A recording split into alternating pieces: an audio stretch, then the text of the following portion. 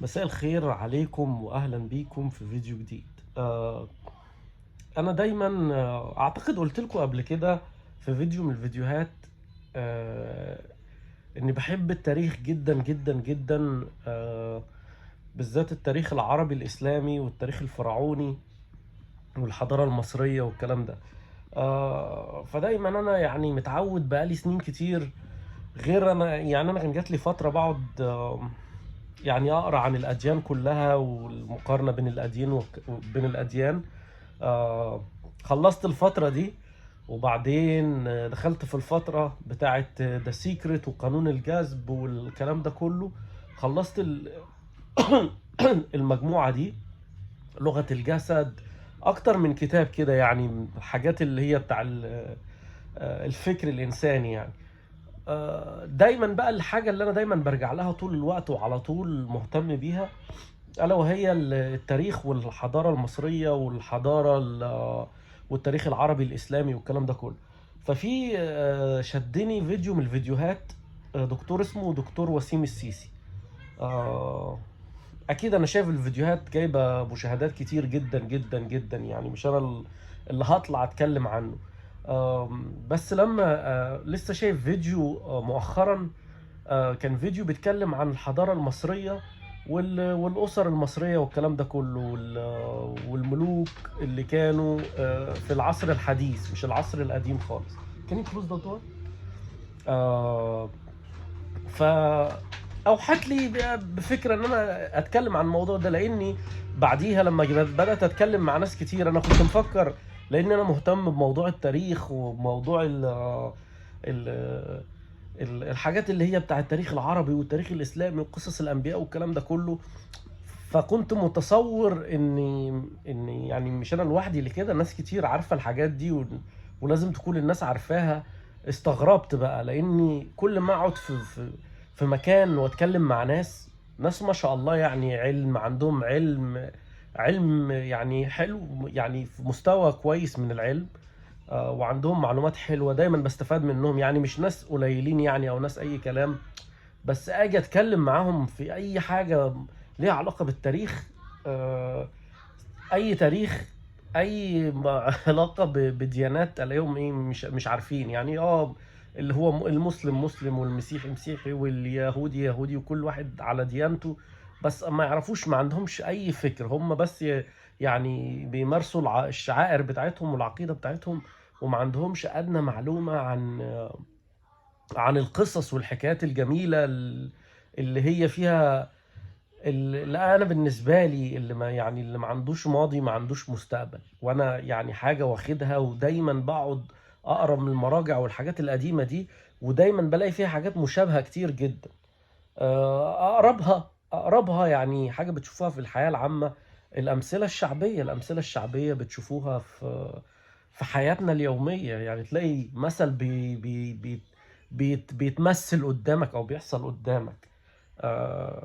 فهي دي بقى، دي القوانين والحاجات اللي الواحد بيبقى عايش عليها. لو انت ما عندكش علم بيها، آه، مش عارف، اعتقد ان انت هيبقى ناقصك حاجة كبيرة جدا جدا في شخصيتك او في حياتك.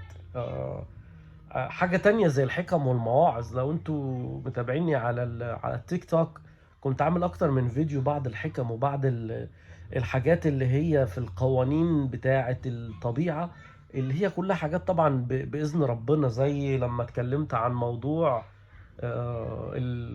البيبان المقفولة لما انت بيمشوك من شغل.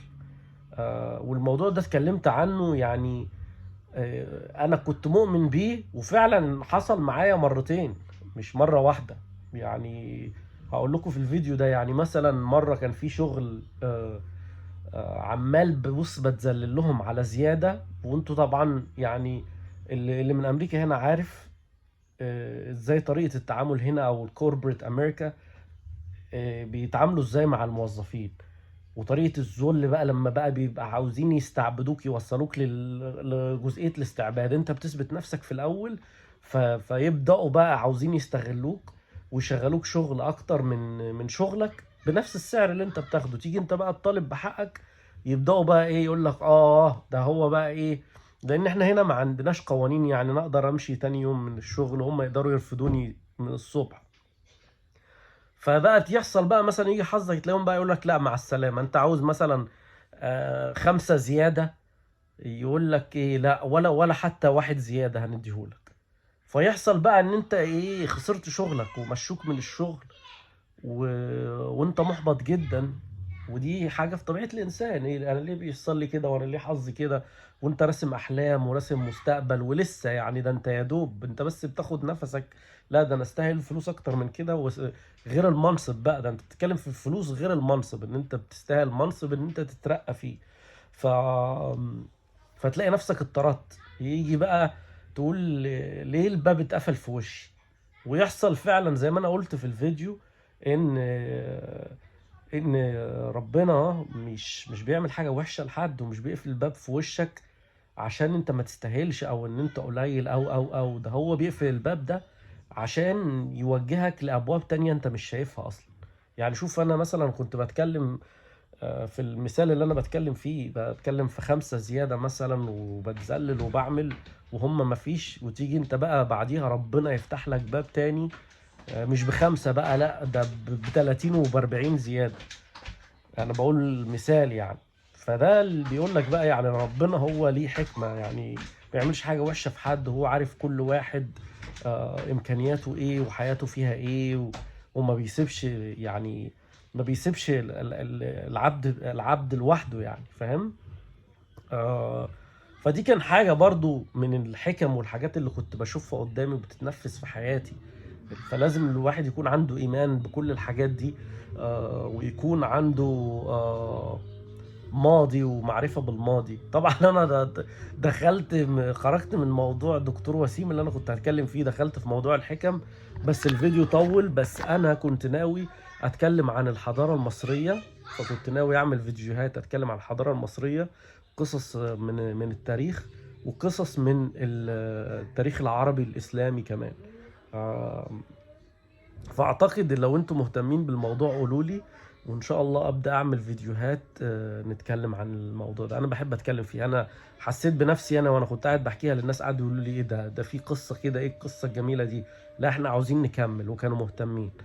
فلو هيعجبكم النوعية دي من الفيديوهات انا ما عنديش مانع، ممكن نبدأ سلسلة حلوة كده ونتكلم فيها مع بعض. طبعا انا على السرير بقى اكنها حكايات قبل النوم.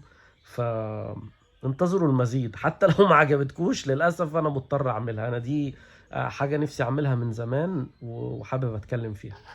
لو شفتوني لآخر الفيديو شكرا ليكم، ويا ريت تعملوا سبسكرايب وتتابعوني إن شاء الله في فيديوهات كتير متنوعة ومختلفة بشكل تاني إن شاء الله. أشوفكم على خير، مع السلامة.